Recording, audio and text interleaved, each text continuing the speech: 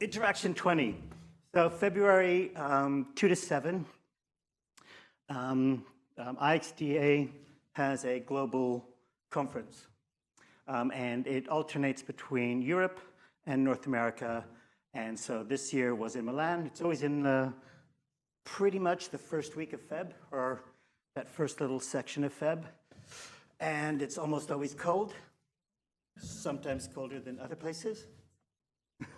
But it wasn't bad. Milan was better than Seattle last year. It was the 12th or 13th? 12th conference. Okay. What we do on the Monday is a local leader retreat. So I'm a local leader. There's a few here, Vera and Kev, who are still out there enjoying Europe. We're also there. And this is just a few of the local leaders who gathered at Interaction20. And then we had to take another picture because some people didn't show up to that last one. And then we did another picture because some people who weren't at the first one weren't at this one. So we had to add those in as well. But it's a great group, and the idea is to share. Those people who've been running events for a long time and share with people who are just starting up. And also some ideas come up, like our mentoring program came up from a discussion with the New York crew. Or Lisa, you don't remember this.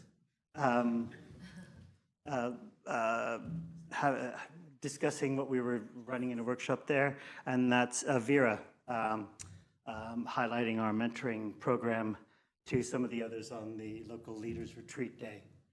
Then there's a gap, and then there's 3 days of intensive presentations.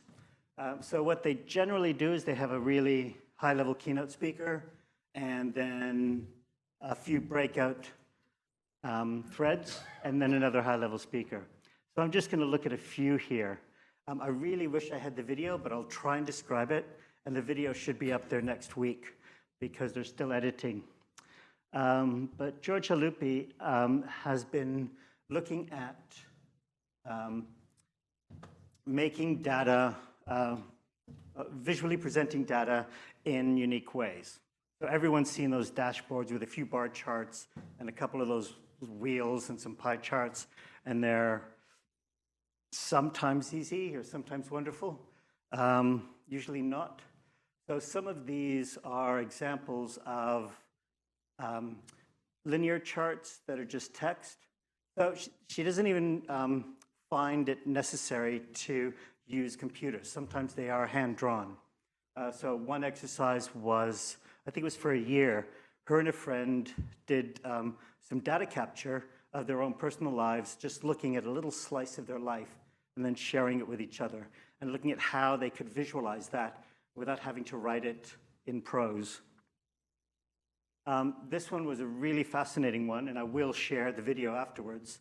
It's a linear graph of a musician's child who had a bit of a medical issue. And so it's a long winding path, and then those sort of leaf shapes are where an event occurred. The dots are a flare-up. There's little forks that flew off the shape that reflected how the child was feeling during these interactions and how much interaction they had with their parents. So it's a little difficult to see in this one, but it was fascinating, that story of how it came up. So it's a worthwhile video to catch later. And another one is fabric design. So she took the code of Ada Lovelace's first computer program and rendered it graphically, trying to understand in the code what it did, what it meant in the code, and then rendering it graphically, which then was rendered onto fabric, which was then rendered onto garments. So she did this with 3 women across science, and really honoring their contribution to science, their specific landmark change in scientific development. Then Adeola Enigbokan, I think, had a great story about trust, and she devised the trust protocol. I won't go into it in too much detail, but each one could pretty much be described in, yes, I did. So, for example, a meeting place. It's described in a way that's not really very mechanistic. It's described in a very human way. And described each of these 5 ingredients to have a place of trust that you could create. And many of these examples were broad. They were large community projects, but some of them were actually quite small as well. The one I particularly liked was an open threshold and a commons. And the idea of a commons is different than a meeting place. So a commons is, like a meeting place can be like this, which is someone else's place that you come to. Whereas a commons is a place that everyone has some form of a relationship to, a kind of ownership with. Very much like, a town square. The old English idea of a commons being that chunk of land that everyone has a vested interest in. So that difference between a meeting place and a commons was quite interesting. So they took a factory, it used to be a gun factory, and they took that over and made that part of the surrounding community. Another interesting one was Simone Rebaldengo. I get all the great names. I'm not sure. He'll forgive me. But he's a very interesting presenter. And he told a story of someone who gave a tree its own land. So the tree owned that piece of land in law. And this was back in 1890. And it was really just the person who owned that land, who put that tree there, wanted to make sure that the tree had rights. And he kind of expanded that out about people being part of machines to understand the quality of machines as they're designing for those machines. So they literally, the video is awesome. They had literally a guy wandering around, he couldn't see, being a Roomba and bumping into things and trying to work out what to do next, while someone else was like blowing air around the room as an oscillating fan. But it's a way of empathizing with the machine. And the idea is that machines are people too, in a sense. So like removing yourself as being focused on the humans, and looking beyond human, but partnering with machines. And that you're not trying to force this machine to do something. The machine actually has its own character and qualities. Day 1, and that was just a skim. So there's a few from day 2 I specifically wanted to look at. There was some awesome, like that last name there was a senior at an architecture firm. And he showed up with, I kid you not, 200 slides for an hour prezzo, and he did it. But he was going, so here's this thing, and then here's another picture, here's another picture, here's another picture, and it was all really rapid, but you got a really good impression of what he was doing architecturally. So I'm not even going to touch that. But if you've been to Rotterdam, anyone been to Rotterdam? Have you been to the New Market Hall? Yes. Yeah, so he talked about that. He talked about a glass wall in Amsterdam on a shop front. When I was in London, I talked to my glassmaker friends, and they said, did he tell you about the cracking? And apparently not. So yeah, so it had problems architecturally, but it was a great idea anyway. But I wanted to talk about Audrey Tang, who, now I'm not sure if they chose to present remotely because they couldn't or wouldn't fly at the time. They were presenting from Taiwan. And they had an amazing view on public decision-making. So there's a link up at the top there. can't remember what it stands for, but it's about running individual elections in Taiwan through an online system to spread a wider view of democracy, roughly speaking. And the interesting element was about, people were worried, is there bias? But the point was not that people were making binary decisions, but they were making decisions along a spectrum.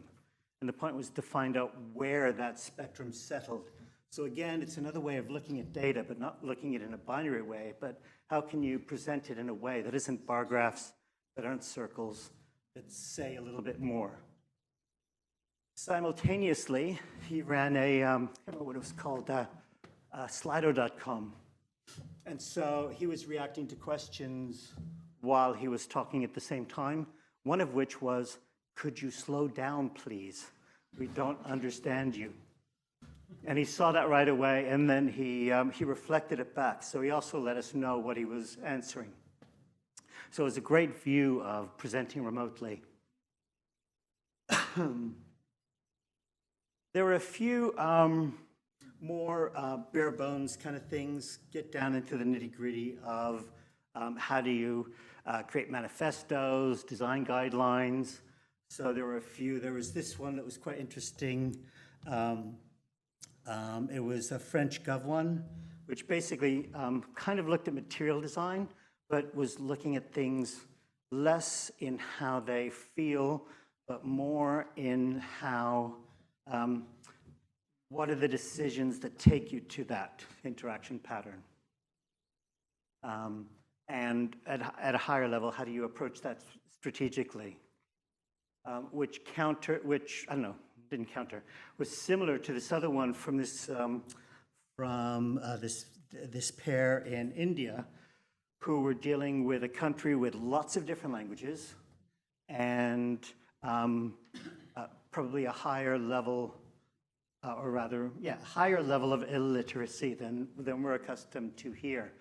So they were looking at things like, can they explain rights in just a few images? Can't really see that here. Is there a way for them to communicate, here's the rights that here's your digital rights that you're making a decision on right now? So that was quite an interesting road into how they were experimenting with that and making use of different ways of communicating digital rights that aren't that iTunes-sized rights list. This one. Not what I wanted to do. Let me try that again.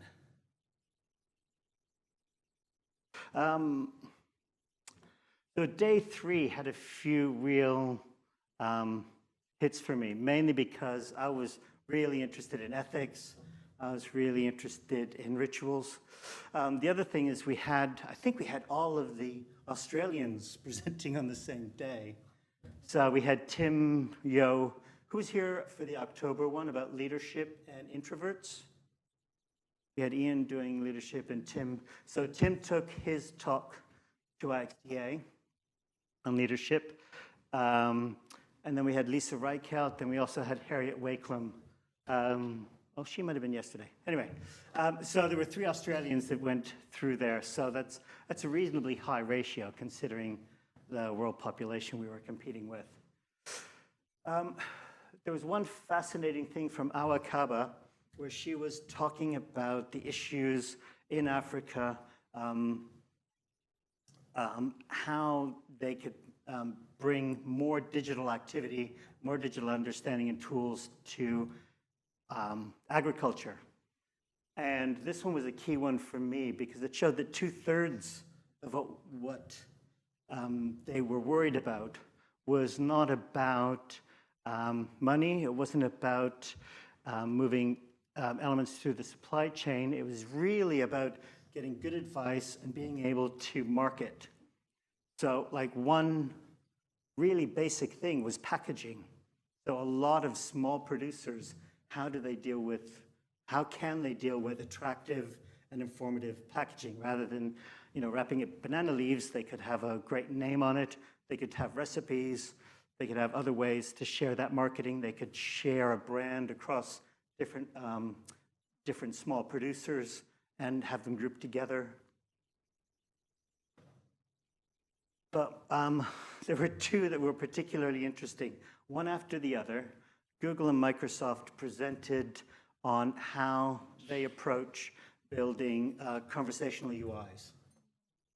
And the one thing that I found, I don't know if anyone else who went found it, but Google's was very much about the mechanics of how you get it to work.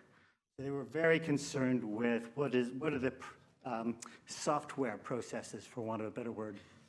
Microsoft was very focused on how are these things feeling. It was a great example. They said for everything, they just brainstormed every possible answer, not to pre-generate an answer, but to help move things in the way that fits with the philosophy of the character of that AI that you're creating. They also had another toolkit, so I got a stack of toolkits, of which I can probably say more about in another prezzo. And so that is a really thin skimming across 3 days worth. Of course, there was also great food in Milan and all that other fun stuff, and going out for dinners. And, oh yeah, if you volunteer, there's 30% off the ticket cost. And as well, a few of us organized Airbnbs. So if you go with like 3 or 4 people, then your costs come way down. You could probably get a week for about $300 or $400 and still have a quite luxurious place near the conference and near good stuff. But on top of that, there is also other activities. If there's any students here, there's a student design charrette, and they just work for days on specific projects, trying to get things off the ground very quickly. But there's also interaction awards. And I always put the call out here if anyone in Sydney wants to nominate their project that year for the awards. But I don't think we had any from Oz go in this year. I'm just going to play a quick video and hope it works of one example of a student work that I thought was quite, I thought that it answered the question simply without getting over complex, and it's interesting to see how they answered it. Asthma is a chronic inflammatory disease in the airways of the lungs affecting 235 million people worldwide. It is triggered by multiple factors: allergies, pollution, sickness, exercise, or even the weather. This is how the current asthma treatment process looks like today. To monitor your condition, an analog device called peak flow meter is used. Medicine dose is adjusted twice a year after this measurement. Patients with serious asthma problems have their own peak flow meter and regularly write down the results in a paper diary to be able to track their condition long term. Asthma medication is taken by using an inhaler. Type of medicine could change from patient to patient depending on their needs. To learn more, we talked with asthmatics and healthcare providers to understand current solution and how asthma affects people's lives and well-being.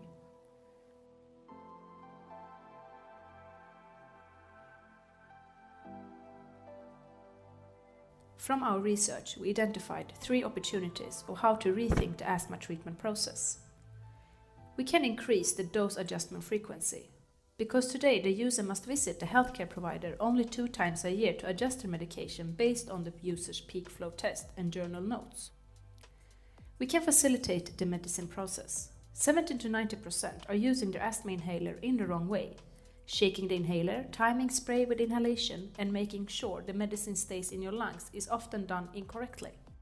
We can improve the product user feedback. How much medicine do I need today? Did I inhale correctly? Is my condition improving? These are important user requests that are not currently met.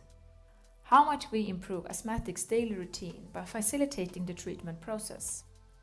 We explored solution on how to combine tracking, logging, and medication. On-the-go adjustments would increase the well-being of the user by preventing over and under medication. Having more frequent tracking and logging would give healthcare providers a deeper insight on asthma triggers. We made a flowchart to understand each step of the current process and to find new design opportunities. We made variations of our redesign process to provide a seamless experience for the end user. We added lights work as silent indicators of progress, with sounds that function as confirmation and attention grabbers. In tandem, they make sure the medication is inhaled in the right way. We tested these indicators through a Wizard of Oz test. This is Otto. Otto combines the process of monitoring, logging, and medicating into one seamless experience. Otto guides the user through the process with lights and sounds and lets you know. Otto works by exhaling through the mouthpiece to take a p-flow measurement to track the condition. Medicine dosage is adjusted automatically based on the measurements and inhaled. Measurements are logged and sent into the patient's journal when Otto is charging, allowing experts to get deeper understanding of each individual's condition. Let's take a look of how the lights and sounds work together to communicate with the user.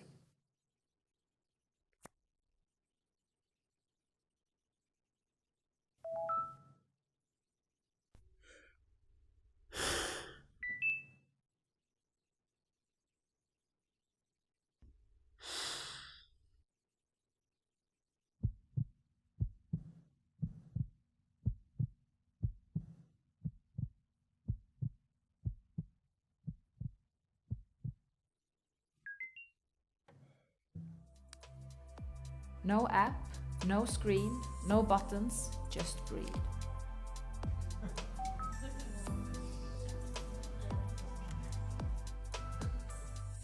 I think that was, that wasn't even a winner, that was a runner-up. So, the idea, what came through with a lot of them, some were using apps as the center, and the reason I like this is the app was effectively the appless interface of the device.